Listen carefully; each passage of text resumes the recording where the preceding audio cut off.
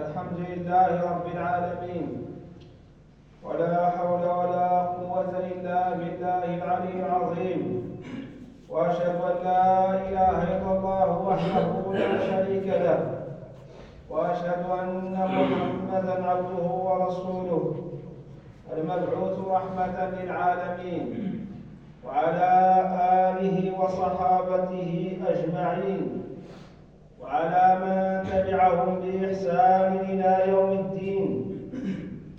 أما بعد، فيا أيها الإخوة المؤمنون، أوصيكم ونفسي بتقوى الله وطاعته سبحانه وتعالى، فلا سعادة إلا بتقواه، ولا فوز ولا نجاة إلا باتباع هداه.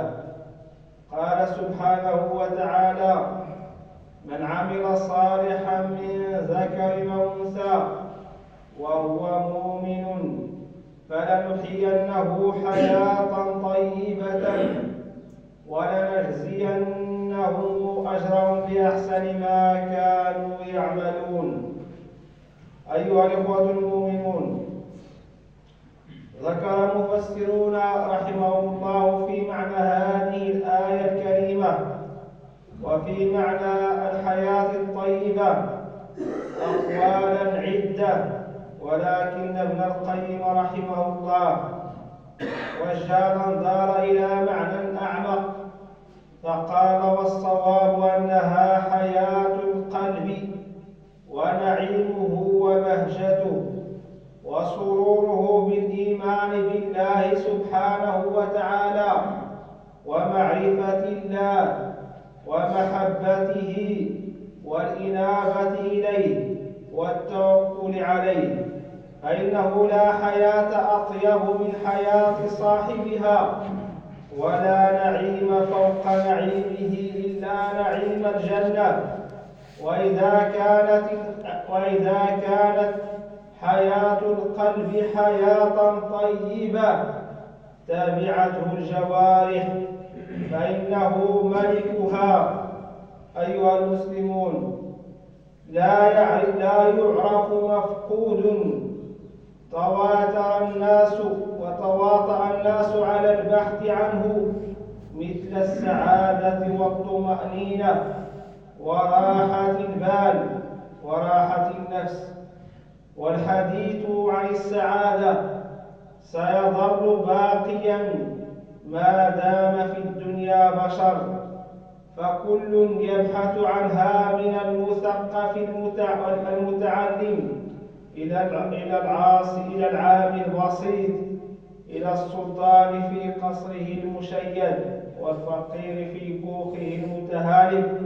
ولكن لنعلم أن العبد بغير إيمان وبغير تقوى الله فهو مخلوق ضعيف. إن أصابه شر جازع، وإن أصابه خير منع، وهو في كلتا الحالتين قلق هلع. إن الإنسان خلق هلوعا إذا مسه الشر جزوعا، وإذا مسه الخير منوعا، إلا المصلين.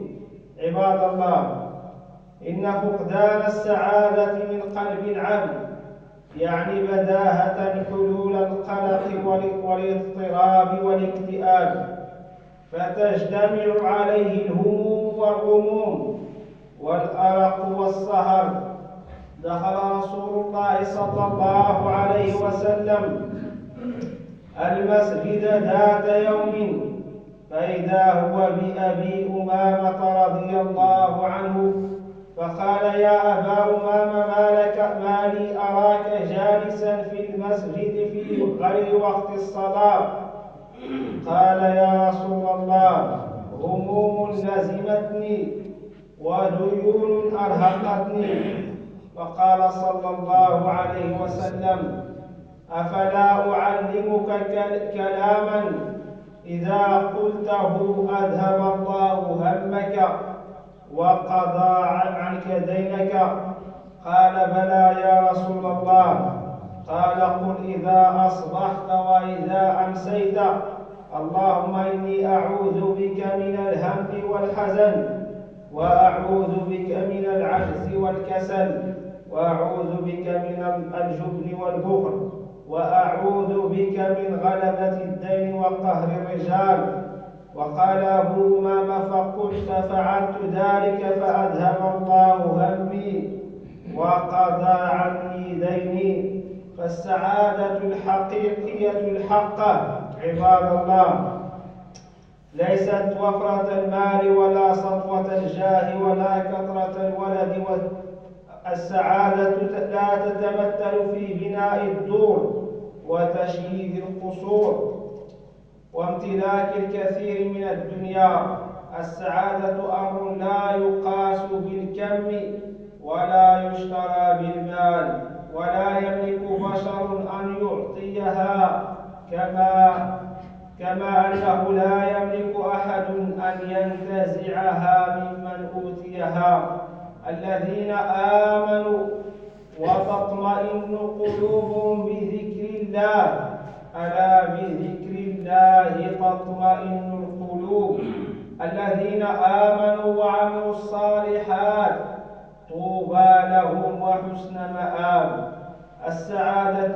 السعادة دين يتبعه عمل.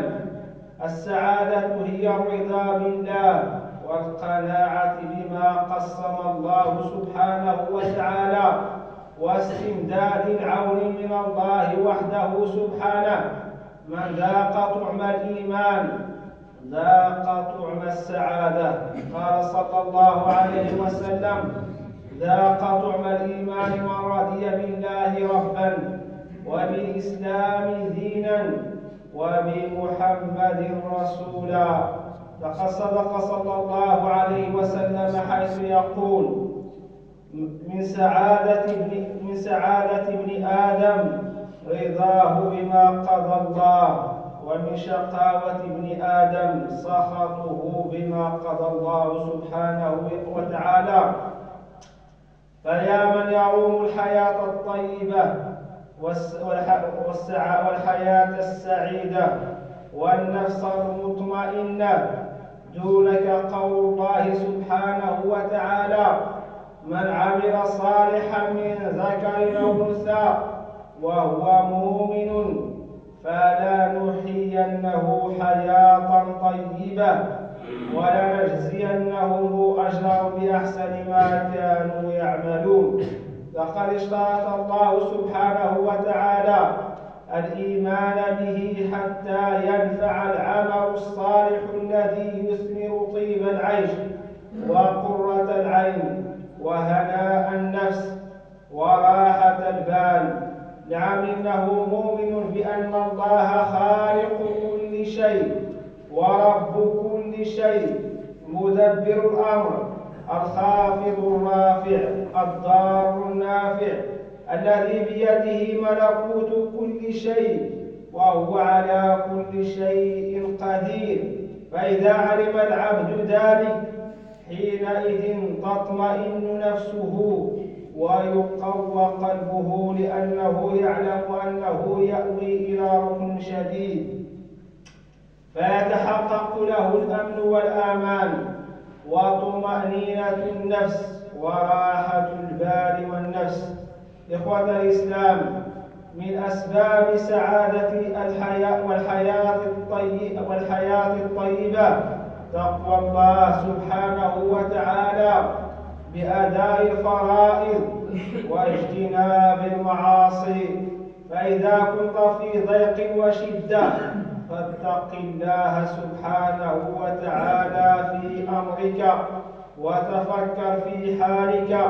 قال سبحانه وتعالى: ألا إن أولياء الله لا خوف عليهم ولا هم يحزنون الذين آمنوا وكانوا يتقون لهم البشرى في الحياة الدنيا وفي الآخرة. فالمؤمن التقي من أطيب الناس عيشا وأنعمهم بالا وأشرحهم صدرا، وهذه جنة عاجلة قبل الجنة الآجلة. والصلاة عباد الله من أعظم أسباب تحقيق السعادة والحياة الطيبة وانشراح الصدر، فالعبد كأنها في سجن وضيق حتى يدخل فيها فيستريح بها لا منها. وكان صلى الله عليه وسلم إذا حزبه أمر وأهمه شيء فازع إلى الصلاة، وكان يقول: وجعلت قرة عين لي في الصلاة. فاللهم أعنا على ذكرك وشكرك وحسن عبادتك يا أرحم الراحمين يا رب العالمين. أقول قولي هذا وأستغفر الله لي ولكم ولسائر المسلمين، آمين، والحمد لله رب العالمين.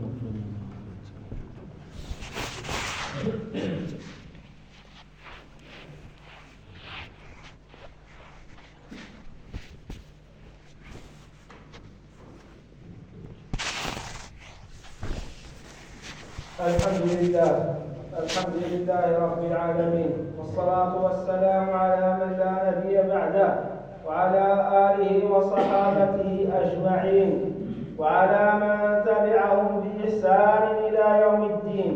أما بعد، فيا أيها الإخوة المؤمنون، إن من أهم أسباب السعادة والحياة الطيبة دوام ذكر الله سبحانه وتعالى، فالذكر طمأنينة للقلب وأمان للنفس وحفظ لها من الشرور. والقلب الممتلئ بذكر الله سبحانه وتعالى قلب قوي، لأنه يستشعر دائما معية الله ونصرته، فهو سبحانه وتعالى القائل في الحديث القدسي: أنا مع عبدي ما ذكرني وتحركت به شفتاه. وربنا سبحانه وتعالى يقول في محكم تبيانه: فاذكروني أذكركم. وأعظم الذكر ملازمة الاستغفار، فقد كان صلى الله عليه وسلم يقول: والله إني لأستغفر الله وأتوب إليه في اليوم أكثر من 70 مرة. ويقول: من لزم الاستغفار جعل الله له من كل ضيق مخرجا ومن كل هم فرجا ورزقه من حيث لا يحتسب. عباد الله، سر الحياة الطيبة الهانية القناعة بالرزق والرضا بما قسم الله لك. يجلي هذا المعنى حديث رسول الله صلى الله عليه وسلم: من أصبح منكم آمنا في سربه معافى في جسده عنده قوت يومه فكأنما حيزت له الدنيا بحذافيرها. فالتطلع لما في أيدي الناس يؤثرهما وينقص عيشك، وغما يكثر عليك حياتك. إن الله وملائكته يصلون على النبي يا أيها الذين آمنوا صلوا عليه وسلموا تسليما. اللهم صل على سيدنا محمد وعلى آل سيدنا محمد كما صليت على سيدنا إبراهيم وعلى آل سيدنا إبراهيم، وبارك على سيدنا محمد وعلى آل سيدنا محمد كما باركت على سيدنا إبراهيم وعلى آل سيدنا إبراهيم في العالمين إنك حميد مجيد. ورضي الله عن أمهات المؤمنين وآل البيت الطاهرين وعن الخلفاء الراشدين أبي بكر وعمر وعثمان وعلي وعن سائر الصحابة أجمعين وعلى من تبعهم بإحسان إلى يوم الدين. اللهم يا رب اجعلنا من الرابحين في هذا اليوم المبارك السعيد. اللهم يا رب اغفر ذنوبنا واستر عيوبنا ويسر امورنا وتجاوز عن سيئاتنا واخلاقنا واشف امراضنا يا ارحم الراحمين يا رب العالمين. اللهم يا رب اغفر لنا ذنوبنا واستر عيوبنا ويسر امورنا يا ارحم الراحمين يا رب العالمين. اللهم يا رب اغفر لنا ما قدمنا وما اخرنا وما اسررنا وما اعلنا وما انت اعلم منا يا ارحم الراحمين يا رب العالمين. اللهم يا رب اجعل بلدنا هذا بلدا امنا مطمئنا سخاء رخاء وسائر بلاد المسلمين. اللهم يا رب احفظه من الفتن ما ظهر منها وما بطن يا ارحم الراحمين يا رب العالمين. اللهم يا رب اجعله واحدا للامن والايمان يا ارحم الراحمين يا رب العالمين. اللهم يا رب اجعل امورنا وامور المسلمين بايادي صلحائنا يا ارحم الراحمين يا رب العالمين. إخواننا في كل مكان نسأل الله سبحانه وتعالى أن ينصرهم وأن يجعل أمورهم بأيادي صلحائهم يا أرحم الراحمين يا رب العالمين. اللهم يا رب أعز الإسلام والمسلمين ومن حول الدين ودمر أعداء الإسلام والمسلمين. اللهم يا رب استرنا بسترك الجميل. اللهم يا رب لا تفضحنا بين خلقك. اللهم يا رب بصرنا بعيوبنا. اللهم يا رب لا تشرك بنا أعداءنا. اللهم يا رب أرنا الحق حقا وارزقنا اتباعه وأرنا الباطل باطلا وارزقنا اجتنابه. اللهم يا محول الحول والأحوال حول حالنا والمسلمين إلى أحسن حال يا أرحم الراحمين يا رب العالمين. اللهم يا رب انصر سلطاننا أمير المؤمنين محمدا السادس ووفقه إلى ما فيه خير للإسلام والمسلمين واقر عينه بولي العهد الأمير مولاي الحسن. آمين آمين. سبحان ربك رب العزة عما يصفون وسلام على المرسلين والحمد لله رب العالمين.